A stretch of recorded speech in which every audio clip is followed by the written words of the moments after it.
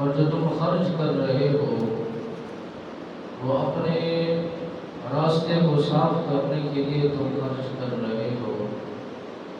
اگر تم بخل کرتے رہے اور یہ بخل تمہیں نقصان پہنچائے گا۔ رب نیاز نے فرمایا مال خرچ کرنا انسان کے فائدے کے لیے ہے،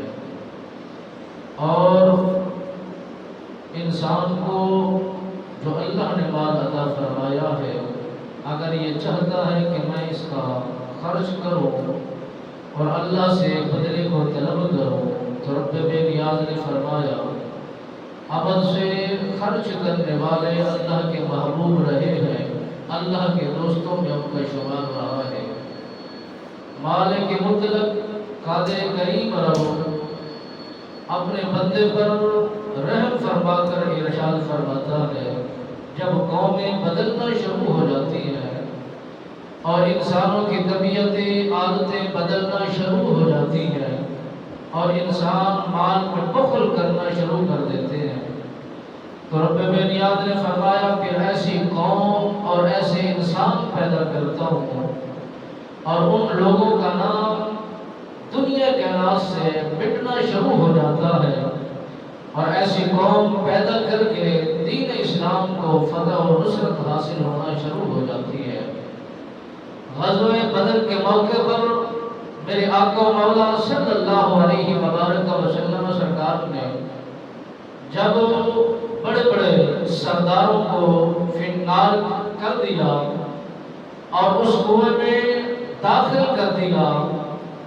اور نبی رحمت فخر موجودات صلی اللہ علیہ وسلم سرکار لکیریں لگا کر فرما رہے تھے یہ بڑے جتنے بھی ان کے سپہ سالار تھے، بہادر تھے، جنگجو تھے، سارے کے سارے جہنم رسید ہو چکے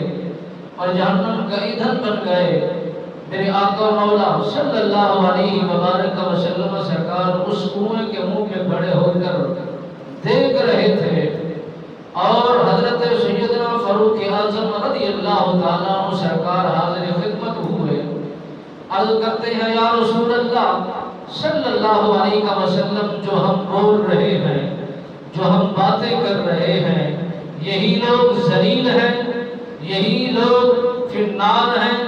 اور یہی لوگ بدبخت ہیں جو ہم نے گفتگو کی ہے، یہ ساری کی ساری گفتگو ان لوگوں نے سنی ہے۔ میرے نبی رحمت فخر موجودات صلی اللہ علیہ وسلم سرکار نے ارشاد فرمایا اے عمر بالکل ان کافروں نے ہماری یہ گفتگو سنی ہے۔ اور نبی رحمت فخر موجودات صلی اللہ علیہ وسلم سرکار نے